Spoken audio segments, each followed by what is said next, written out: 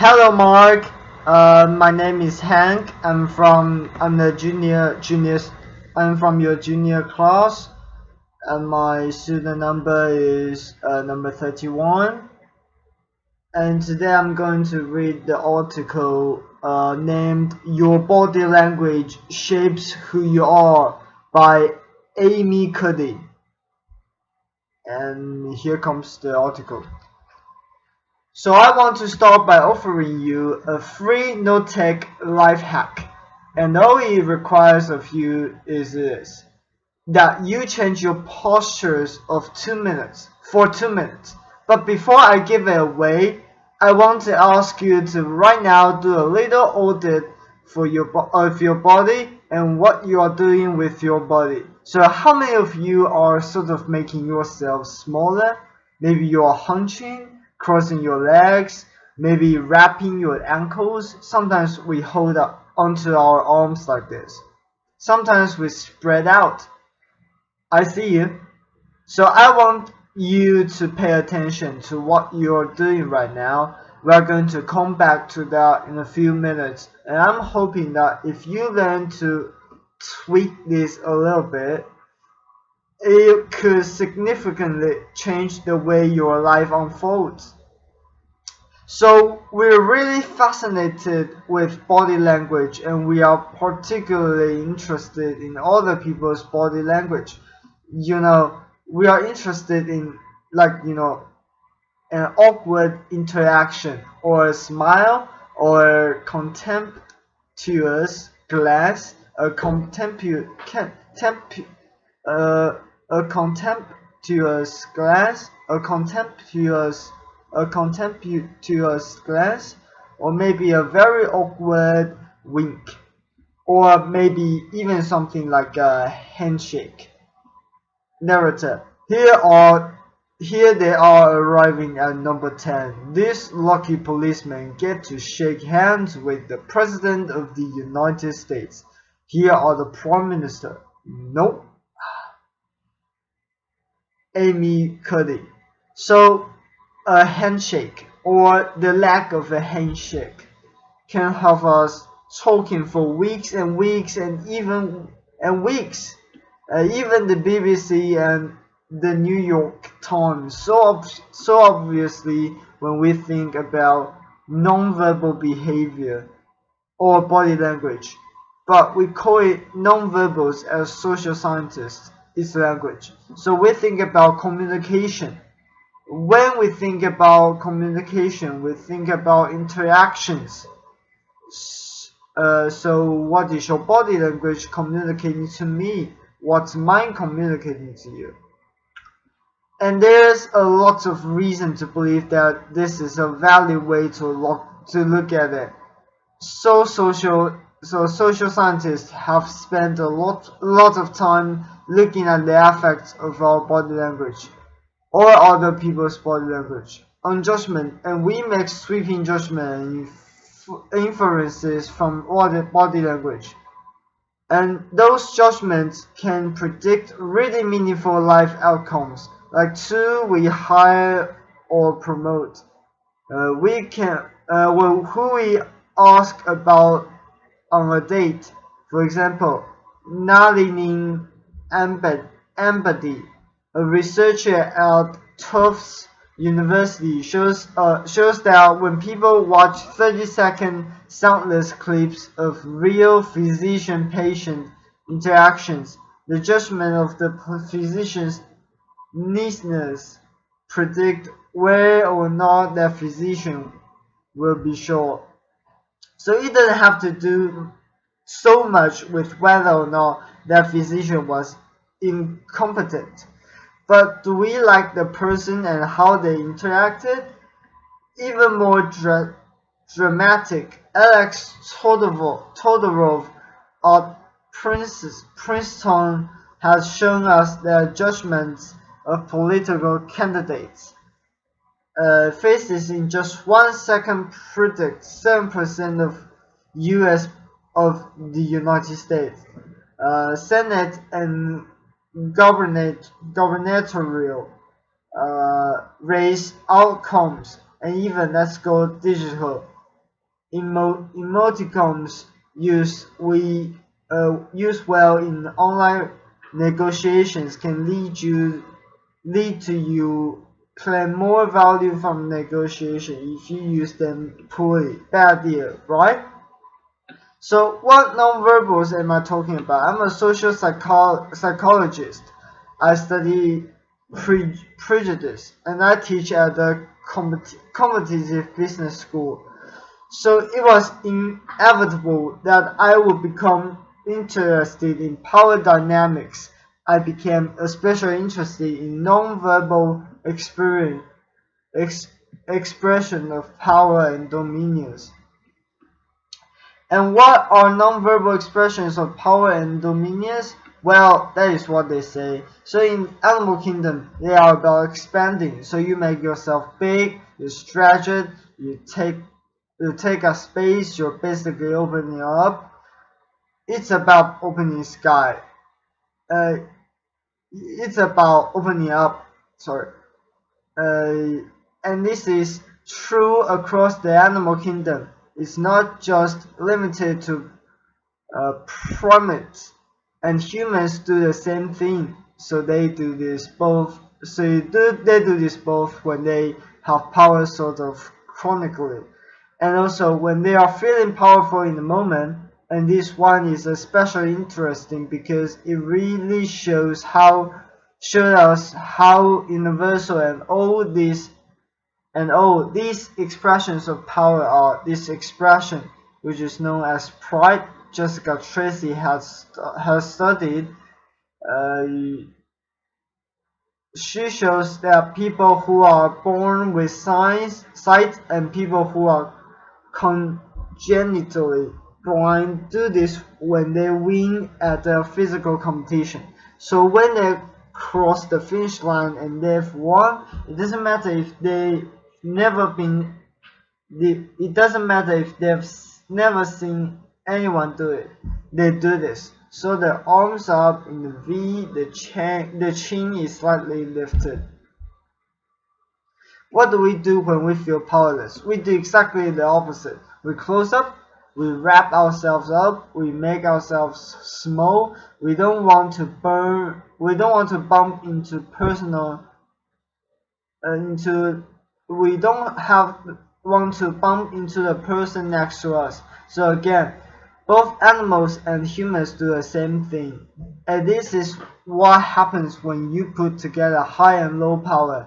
So what we tend to do when it comes to power is that we complement the others non-verbals. So if someone is being really powerful with us, we tend to make ourselves smaller. We don't mind them. We do the opposite of them. So I'm watching this behavior in the classroom, and what do I notice? I notice that MBA students really exhibit the full range of power non-verbals. So you have people who are like caricatures of alphas. Really coming into a room, they go right into the middle of the room before class even started. Like they really want to occupy space. When they sit down, they are sort of spread out. They raise their hands like this.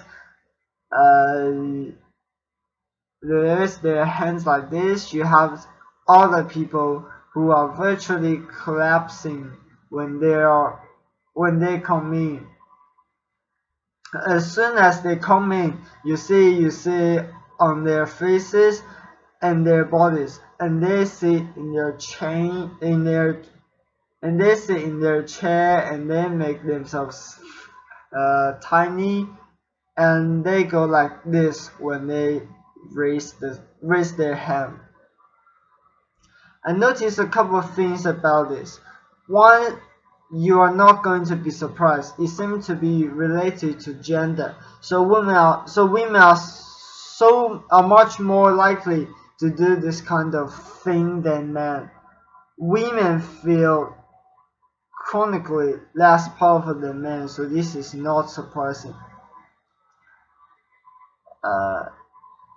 But the other thing I noticed is that also seemed to be related to the extent to which the students were participating and how well they were participating. And this is really important in the US and in the MBA classroom because particular counts for half the grade. So business schools have been struggling with this gender grade gap. You get this equality qualified women and men coming in, and then you get this difference in grade. And it seems to be partly attributable to participation. So I started to wonder, you know what? So I started to wonder, okay, so you have these people coming in like this and they are participating. Is it possible that we could get people to fake it and will lead them to participate more? So my main collaborator, Diana Courtney, who's at Berkeley, and I really want to know, can you fake it till you make it? Like, can you do this just for a little while and actually experience behavioral outcomes that makes you seem more powerful? So we know that our nonverbals govern how other people think and feel about us.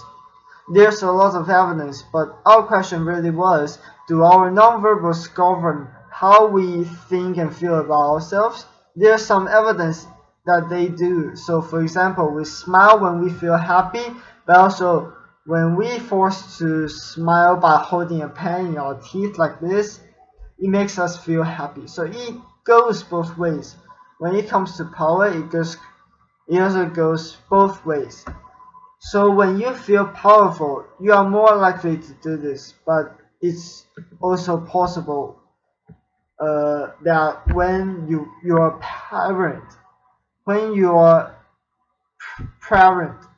pretend to be powerful, when you pretend, but it's also possible that when you pretend to be powerful, you are more likely to actually feel powerful. So the second question really was, so we know that our minds damage our bodies, but is it also true that our bodies change our mind? And well, I say minds in the case of the powerful. What am I talking about? So I'm talking about thoughts and feelings and the sort of physiological things that make up our thoughts and feelings. And in my case, that's hormones. I look at hormones. So what do the minds of the powerful versus the powerless look like? So powerful people tend to be, not surprisingly, more assertive and more confident, more optimistic. They actually feel they are going to win even at games of chance.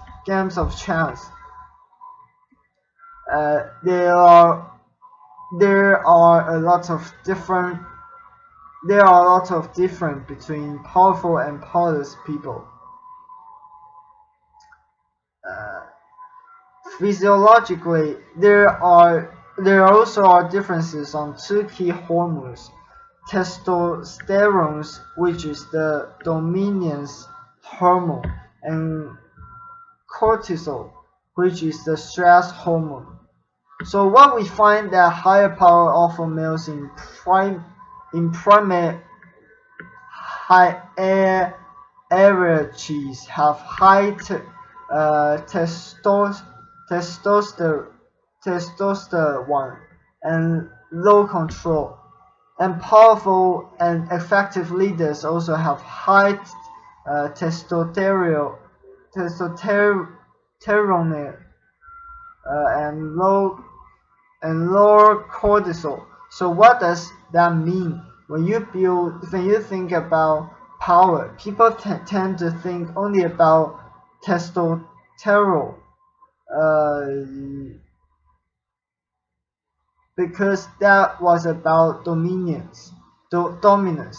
But really, power is also about how you react to stress. So, do you want a high power leader that's dominant, high and testosterone, but really reactive? Probably not, right? You want a person who's powerful and assertive and dominant, but not very stress reactive and the person who's laid back. So we know that in primate hierarchies, if an alpha needs to take over, if an individual needs to take over an alpha male sort of solid, with a few days the individual's testosterone has gone up significantly and his cortisol has dropped significantly. So we have this evidence both that the body can shape the mind, at least at the facial level, and also lateral changes can shape in the mind. So what happened? Okay, you take a role change. What happens if you do that at the right? If you do that at the really minimal level, like this tiny manipulation, this tiny intervention for 2 minutes, you say, I want you to stand like this, and it's going to make you feel more powerful. So this is what we do. We decided to bring people into a lab and run a little experiment, and these people adopted for 2 minutes. Either high power processes or low power processes, and I'm just going to show you 5 of the processes. Although they look on only 2, so there's a couple more. This one has been dubbed the Wonder Woman by the media. Here are a couple more, so you can be standing or you can be sitting, and there are the low power poses. So you are folding up, you're making yourself small. This one is very low power. When you are touching your neck, you're really protecting yourself. So this is what happened. They come in, they spit into a vial for 2 minutes. We say you need to do this or this. They don't look at pictures of the poses. We don't want to prime them with concept of power. We want them to be feeling power. So 2 minutes they do this. We then ask them, how powerful do you feel, on a series of times, and then we give them an opportunity to gamble, and then we take another silver sample. That's it. That's the whole experiment. So this is what we find: risk tolerance, which is the gambling. We found that when you are in a high power poses condition, 86% of you will gamble. When you are in the low power pose condition, only 60%, and that's whopping significant different. Here's what we find on testosterone. From their baseline, when they come in, high power people experience about 20% increase, and low power people experience about a 10% decrease. So again, 2 minutes and you get these changes. Here's what you get on control. High power people experience about a 25% decrease, and the low power people experience about a 15% increase. So 2 minutes led to these hormonal changes that configure your brain to basically be either assertive, confident, and comfortable, or really stress reactive and feeling sort of shut down, and we've all had the feeling, right? So it seems that our nonverbals do govern how we think and feel about ourselves. So it's not just others, but it's also ourselves. Also, our bodies change our minds. But the next question, of course, is can power posing for a few minutes really change your life in meaningful ways? This is in the lab. It's this little task. It's just a couple of minutes. Where can you actually apply this? Which we care about, of course, and so we think where you want to use this is evaluate situation, like social threat situation. Where are you being evaluated? Where either by your friends. Where are you being evaluated? Either by your friends. For teenagers, it's at the lunchroom table. For some people, it's speaking at a school board meeting. It might be giving a pitch or giving a talk like this or doing a job interview. We decided that the one that most people could relate to, because the most people have been through, was the job interview. So we published these findings, and the media are all over it, and they say, okay, so this is what you do when you go in for a lab interview, right? So we were of course horrified and say, oh my god, no, that's not what we mean at all, for numerous reasons. No, don't do that. Again, this is not about you thinking to other people.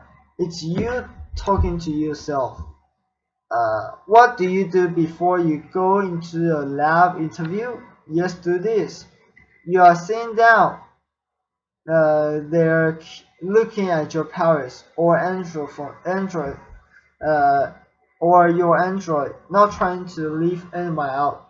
You are looking at your notes. You are hunching up, making yourself small. When really what you should be doing maybe is this, like in a bedroom, right? Do that. Find 2 minutes. So that's what we want to test. Okay, so we bring people into a lab, and they do either high or low power poses. Again, they go through a very stressful job interview. It's 5 minutes long.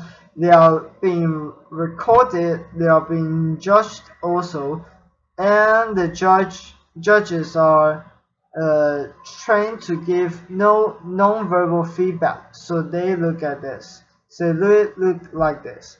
Imagine this is the person interviewing you. So for 5 minutes, nothing, and this is worse than being hacked. People hate this. It's what Marine LaFrance calls standing in social quicksand. So this really spikes your cortisol. So this is the lab.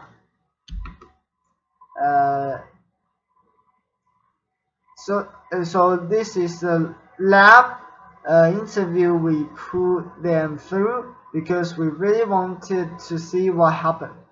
We then have 3 coders look at these tapes. 4 of them, they are blind to the hypothesis. They are blind to the conditions. They have no idea who's been posing in white pose, and they end up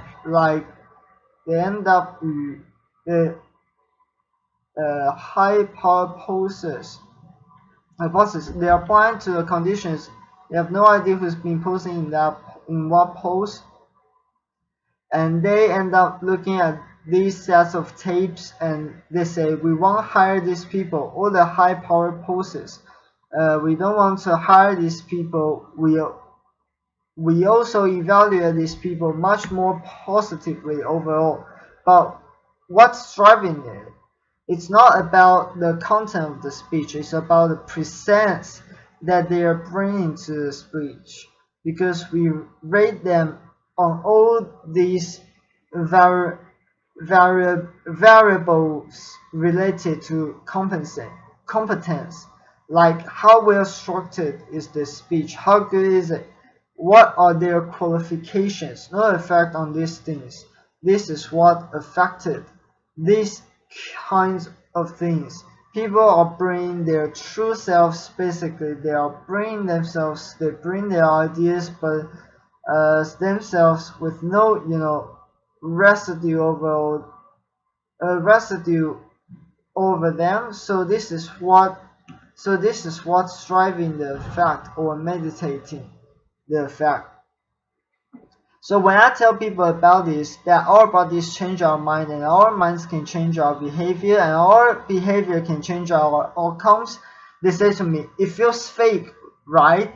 So I say, fake it till you make it. It's not me. I don't want to get there and then still feel like a fraud. I don't want to feel like an imposter. I don't want to get there only to feel like I'm not supposed to be here, and that really resonated with me, because I want to tell you a little story about being an imposter and feeling like I'm not supposed to be here. When I was 19, I was in a really bad car accident. I was thrown out of the car, rolled several times. I was thrown from the car, and I woke up in the head injury rehab ward. And I had been withdrawn from college, and I learned that my IQ has dropped by 2 standard deviations, which was very traumatic. I knew my IQ because I had identified with being smart, and I had been called gifted as a child. So I'm taken out of college. I keep trying to go back. They say, you're not going to finish college, just there are other things for you to do, but that's not going to work out for you. So I really struggle with this, and I have to say, have your identity taken from you, your core identity, and for me it was being smart. Having that taken from you, there's nothing that leaves you feeling more powerless than that. So I felt entirely powerless. I worked and worked, and I got lucky and worked and got lucky and worked. Eventually, I graduated from college. It took me 4 years longer than my peers, and I convinced someone, my angel advisor, Susan Fisk, to take me on. And also, I ended up at Princeton, and I was like, I'm not supposed to be here. I'm an imposter. And the night before my first year talk, and the first year talk at Princeton is a 20-minute talk 20-minute talk to 20 people. That's it. I was so afraid of being found out the next day that I called her and say, I'm quitting. She was like, you are not quitting because I took a gamble on you and you are staying. You are going to stay, and this is what you are going to do. You're going to fake it. You're going to do every talk that you ever get asked to do. You're just going to do it and do it and do it, even if you're terrified and you're paralyzed and having an out-of-body experience, until you have this moment where you say, oh my gosh, I'm doing it, like I've become this, I'm actually doing this. So that's what I did. 5 years in grade school, a few years, I'm at Northwestern.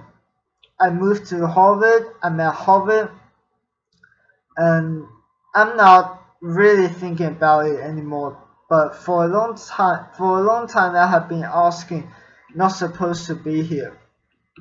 So at the end of my first year at Harvard, a student who had not talked in class the entire semester, who I had said, look, you've got to participate or else you are going to fail, coming to my office. I really didn't know her at all. She came in totally defeated, and she said, I'm not supposed to be here. And that was the moment for me, because two things happened. One was I realized, oh my gosh, I didn't feel like that anymore. I don't feel that anymore. But she does, and I get that feeling. And the second was, she is supposed to be here. Like, she can fake it, she can become it. So I was like, yes, you are. You're supposed to be here. And tomorrow you're going to fake it. You're going to make yourself powerful, and and you're going to go into the classroom and you're going to give the best comment ever. And she gave the best comment ever, and people turned around and were like, oh my god, I didn't even notice her sitting here. She comes back to me months later, and I realized that she had not just faked it until she made it. She had actually faked it till she became it. So she had changed. And so I want to say to you, don't fake it till you make it. Fake it till you become it. Do it enough until you actually become it and internalize. The last thing I'm going to leave you with is this. A tiny tweak can lead to big changes. So this is 2 minutes. 2 minutes. 2 minutes. 2 minutes. Before you go into the next stressful evaluate situation for 2 minutes, try doing this. In the elevator, in the bathroom stall, at your desk, behind closed doors. That's what you want to do. Configure your brain to cope the best in that situation. Get your testosterone up. Get your testosterone up, and get your cortisol down. Don't leave that situation feeling like, oh, I didn't show them who I am. Leave that situation feeling like, I really feel like I got to say who I am and show who I am. So I want to ask you first, both to try power posing, and also I want to ask you to share the science, because this is simple. I don't have ego involved in this. Give it away, share it with people, because the people who can use it the most are the ones with no resources and no technology and no status and no power. Give it to them, because they can do it in private. They need their bodies, privacy, and 2 minutes, and it can significantly change their outcomes of their life.